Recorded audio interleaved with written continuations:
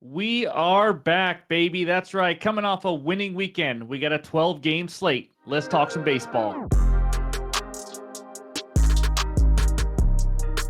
What's going on, everyone? Welcome back in to another episode for Just a Bet Outside. I am your host, Steven, and we are back for another week. I am refreshed. I am ready. Hope everyone had a great weekend. Me and my wife had a great weekend celebrating her birthday, and she says thank you for all the birthday wishes and all that, but it was a nice little getaway for us. But I'm ready to get back to the grind. We're coming off a good weekend. We'll talk about that in the bets recap. Quick reminder, NBA Best Bets video is out now, so go check that out. We had a small profitable weekend as the playoffs keep rolling along. But anyways, we got a 12-game slate in the MLB today, and I'm ready to get right into it. And I got a baseball fun fact that may be the wildest one we've heard so far. So here we go. This is the fun fact. I got to read it. It's kind of a little bit longer, but here we go. On June 23rd, 1917, you guys all remember that, right? Babe Ruth was the starting pitcher for the Boston Red Sox versus the Washington Senators. Babe Ruth walked the first batter, then got pissed that he walked him at the umpire, got into a fight, punched him, and got ejected along with the catcher. Stay with me. The new catcher came in and threw that runner out trying to steal, and then Ernie Shore was the new pitcher that came in. He retired the next 26 batters in a row. It was a combined no-hitter. That's right. Babe Ruth was technically a part of that no-hitter. And it was the first no-hitter, combined no-hitter in MLB history. That is right. That was the first combined no-hitter. If he didn't walk that first batter, could have been a perfect game. But either way, that was the first no-hitter combined. That was pretty crazy. Never heard that story before in my life. Maybe you guys already knew it, but I thought that was kind of wild. But anyways, in this video, we're going to recap the weekend, and it was a good one. Finally, we needed it. And then we're going to go over, we got a lot to go over, actually. Good hitter matchups, the aces of bases, good pitcher strikeout matchups, the pitcher report for today, and then, of course, we end it with the best bets and the bets recap. So hit that like button, leave a comment below. If you are new to the channel, hit that subscribe button as we are on our way to 24,000 subscribers. I missed you guys. I missed talking some sports, so let's get right into it, and it starts with the recap. All right, let's talk about this winning weekend, and it leaked into Thursday because we did not have a video on Friday, but there's Thursday. It's a quick synopsis. Had to fit everything on the page, but we hit Mackenzie Gore over, and then the over in the Padres-Colorado Rockies game hit. We lost the Nerfy, another heartbreaker, and then Mitch Keller just did not get it done, over 17.5 outs. There's the rest of them on Friday. Buto went over his outs. Harrison over the K's. That was nice. I think he ended with 7. They had added play later in the day. Orioles first 5 money line, and the Braves team total over 3.5. They both hit. The Orioles had Burns against Stripling. They should have crushed them. They ended up losing the game, but they were up 2-1 after the 5th, and that's all I needed. Yankees money line was the only one that lost out of the 1-unit plays. That was a crappy one. They had the lead most of the game. They went into extras, had a 1-run lead, gave up a 2-run walk-off bomb in the bottom of the 10th to blow it. And then RBI props for the third Friday in a row, which is when we do the RBI props, they won again. So 2-1 hit Juan Soto and our boy, Marcell Ozuna, with the only loss being Westberg. I don't even think he got a hit. Orioles offense struggled that day. But anyway, so that's the Friday games, 5-2. And then Saturday, nice winning day, 2-1. Nerfy hit, 6 up, 6 down. That was beautiful. Finally, a no-sweat Nerfy. And then Sonny Gray, my goodness, he had 1 out in the 6th inning. A guy on first. Pitch count was getting higher. And he gets a ground ball double play to end the inning, and he goes over 17.5 outs. That was beautiful. And then the youngster, Mitch Parker, we counted on him to keep his run going, but he struggled a little bit, so that was a loss. But either way, 9-5 over the weekend, 7-3 in the last 10. We will take it as we try to dig out of that hole that we had in the last week and a half or two. But that's the recap. Now, let's start with the good hitter matchups.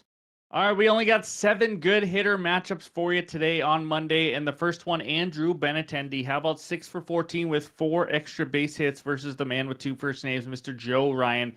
And then the most home runs, it's only 2, but Lourdes Gurriel has been a stud this year for the D-backs. 4 for 13, 4 extra base hits, and 2 bombs off of Big Maple lefty James Paxton. Santander there, 4 for 12. Javi Baez, 6 for 12.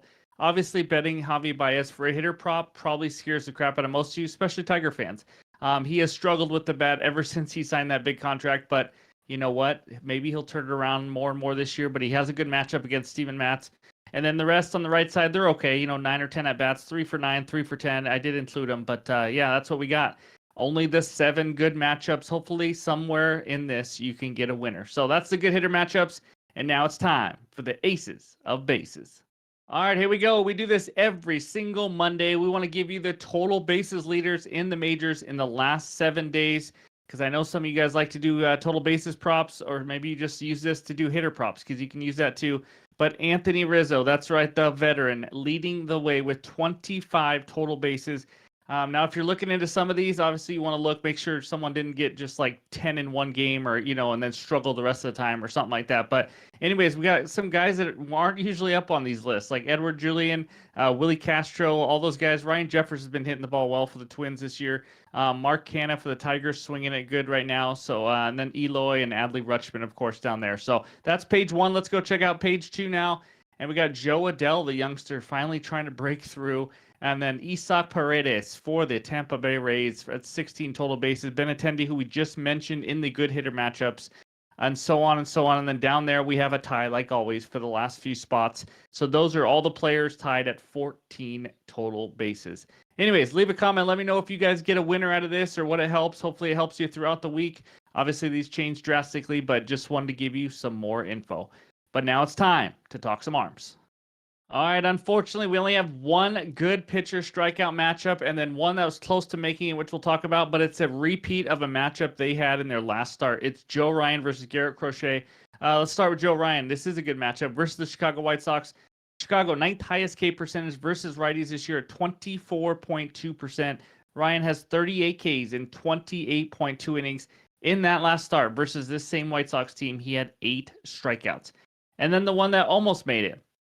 The bet that I took last time they played, Garrett Crochet, I took his over 6.5. He ended with 6 Ks. But Minnesota's kind of moved down. They're only 15th in K rate versus lefties, so I left it off. And plus, like you see right down there, Crochet is struggling lately. He hasn't gone more than 4.2 innings last 3 starts, getting hit around a little bit. According to his numbers, which you'll see soon, he is due for some positive regression. But with how he's struggling and the Twins only being about 15th in K rate versus lefties, I left it off. You guys do what you want. We'll see where the line drops. But yeah, I had his over 6.5. So he had 6 Ks his last start against this same Twins team. So that's the pitcher strikeout matchups. And now let's take a peek at the pitcher report.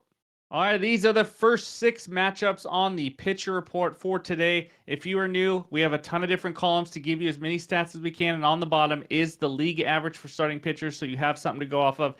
As you can see, 21.8% is the average K rate, and those are the 2 K guys down there, Joe Ryan versus Garrett Crochet, like we just talked about. Other than that, Grayson Rodriguez did okay last start, not great, but his ERA is getting up there a little bit, 5.16 expected ERA. If you look at Bolin, it was only one start, 3 innings, so nothing to go off of there. But then I just like to use expected ERA. They do for negative or positive regression, things like that. Yariel Rodriguez, how about for the Toronto Blue Jays? 3.86 ERA, but almost a 6 expected ERA, but a good K rate so far, and so on and so on. Again, these are small sample sizes, as you guys know, but Jameson Taillon, in his couple starts he's had this year, has pitched pretty well. 1.69 ERA, 1.72 expected ERA. But he did have a late start, as you see, 10.2 innings only thrown so far this year. So that is page 1. Take a screenshot. Hopefully this helps you get some winners, whether it's walk props, K props, or hitter props against this. As you can see on the right, there's hits per 9 innings as well. So that's the first page. Let's check out page 2. All right, we got an interesting matchup in Seattle. We got Bryce Miller against Max Fried of the Braves. We'll see. The Mariners have been playing well, 7-3 in the last 10. 2.22 ERA for Miller and Max Fried. We bet on him last time. Yes, he has a 4.97 ERA. He is a stud pitcher normally, still working back from all the injuries last year, but how about a 2.94 expected ERA? Pretty impressive there. Then Nick Lodolo, if you don't know him, he is a lefty for the Cincinnati Reds, and he can strike out some batters and be a little nasty. As you can see, 28.6% K rate. He was not on the good pitcher strikeout matchups because Padres do not strike out that much. But other than that, we got a pair of pitchers that have not pitched well. Let's just say that, to say the least, in Arizona with James Paxton versus Tommy Henry. And then Christopher Sanchez, my goodness, for the Phillies. He's pitched really well. He's fun to watch pitch. He's just a pitcher. He's crafty. But 2.96 ERA and a 2.67 expected ERA to back it up with a 25.5% K rate. Where he struggled is just his command a little bit with a 10% walk rate. But other than that, he's been pretty good. So anyways, that's my rambling for some of these matchups. That is page 2 of the pitcher report. And now it's time for the best bets. All right, this part of the show is brought to you by our sponsor, Better Bet. That's BTR Bet, the best place to find, track, analyze, and share your bets. Click that link below in the description and go check it out if you are serious about betting. So here we go. The first game takes us out to my neck of the woods at T-Mobile Park, where my Seattle Mariners host the Atlanta Braves. Braves money line minus 155. Mariners on the money line are plus 130. Total 7.5 runs. I'm taking a pitcher prop here. Give me Max Fried over 17.5 outs recorded at minus 120 on DraftKings. We took Fried last time in his last start versus the Marlins to go 6 or more innings, and all he did was throw a complete game. Now, when you hear a complete game, you think, okay, now there's a letdown. Pitch count to me means a lot more than a complete game because that's what it's about. That's what your arm actually did. And he only threw 92 pitches in 9 innings. It's not like they used him for 110 to try to get a complete game or no hitter or anything like that. He just threw 92. Standard game for him, so I'm not too worried about it. He looks like he's rounding into form. Like we talked about last time, yes, it's not the Marlins. The Mariners are better than the Marlins offensively. Thank goodness. But Max Fried, 4 total earned runs allowed in the last 20.1 innings.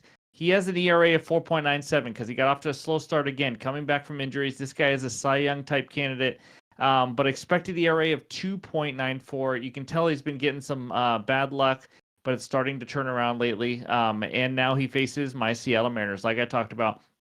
Yes, we are winning more. I think we've won 7 of our last 10. We are playing better, but that's because our starting pitchers are absolutely in fuego right now. But that doesn't matter to Max Fried. So the Mariners versus lefties this year, they have the 8th fewest plate appearances. That just means it's a small sample size. Just wanted to start out with that. They have the 8th highest K rate versus lefties, a 23rd best batting average at 215. And actually, I think the Mariners are hitting just slightly over 200 on the season, and they are in first place in the AL West. Isn't that a freaking beauty? 19th best WRC plus. I mean, this is a below average team versus lefties, and overall just not a good offense. And in regards to how many pitches they see and all patience and all that, they're average when it comes to pitches seen. So it's not like the Marlins who are going to chase everything, obviously. But the game is also at T-Mobile Park, one of the best stadiums in the major leagues. You guys got to go check it out. Anyways, this is one of the top 3, maybe number 1 pitcher-friendly parks in the major leagues, if you do not know that. A couple lefties recently have pitched against the Seattle Mariners. How about Andrew Heaney? Is he good? Not really. He went 6 innings. Andrew Abbott, he's a good young pitcher. He went 6 innings as well. So the lefties have shown they can go 6 innings against this Mariners team. And if Max Fried is on his game, he is a much better pitcher than those 2 pitchers. He's had 1 or less walks now in 3 of his last 4 starts. The command is there. He's just a fun pitcher to watch. He is efficient. That complete game, 92 pitch game, was just unbelievable last time. I know it was the Marlins, but the total in this game is only 7.5 for a reason. We are not expecting many hits. If you don't know this, late night game in Seattle, colder weather. It is hard to get hits. It is hard to get runs. I like Max Fried to add to the list of lefties and go over 17.5 outs, which means he needs to pitch 6 or more innings. That is my first best bet. Now, don't get mad at me. I don't have any more best bets, but I have some leans. I got home late. It was a long weekend, got the kids, and had to get 2 videos out. So I don't want to force bets to you. I'd rather try to give you some winners in the morning when I have more time and I'm not trying to stay up and start the week off late. So here are some leans, but again, I will have at least 2, 3 added plays. They'll be in the pinned comments on X and on Discord. And one of them or 2 of them might be from here. So first lean, over 10 in the Dodgers D-backs game. We got 2 lefties on the mound, Tommy Henry versus James Paxton, like we talked about. Paxton's due for some negative regression. He just is. He's not throwing that well. He's just gotten a little lucky. D-backs are the number 1 offense versus lefties this year. This could be that game for James Paxton. Dodgers above average versus lefties, but they even get a better matchup because Tommy Henry is just not good. He's just flat out not good. I also like the over 5.5 runs in the first 5 innings as well, but over 10 in the full game is my lean. And then second one, Joe Ryan to record a win. He just played the White Sox. He just faced Garrett Crochet last week, and he won the game. And he actually gave up, I think, 1 or 2 home runs, but 3 runs total, but still struck out 8, pitched well. It is the White Sox. I expect him to have a good game here, and I expect him to win again like he did last week against them. Garrett Crochet has struggled a little bit lately, like we've talked about as well. So, that's just a lean I have. Maybe over 6.5 Ks since he just had 8 Ks against the White Sox. Sometimes that second matchup is a little worrisome. But again, it's the White Sox. They are hot garbage. Third one, the Phillies money line. I like this one. Mr. Sanchez, man, he's fun to watch. He's a good pitcher. He's been really good this year. He's given up 3 earned runs or less in every single start. He's only given up a total of 3 earned runs in his last 3 starts combined, going up against Griffin Canning. He's not very good. He's given up 3 or more earned runs in 4 of his 5 starts this year, 30 hits and only 20 strikeouts in 24 innings. He's just not a very good pitcher. I think we've talked about this before actually this year. And the Phillies, I know the Phillies scare people because of what they did in the first couple weeks, but they are finally turning around. We expected them to turn around. We knew they weren't going to suck all season long. They have way too much talent. In the last 2 weeks now, they are the number 5 offense against right-handed pitching. That's right. They have absolutely turned it around.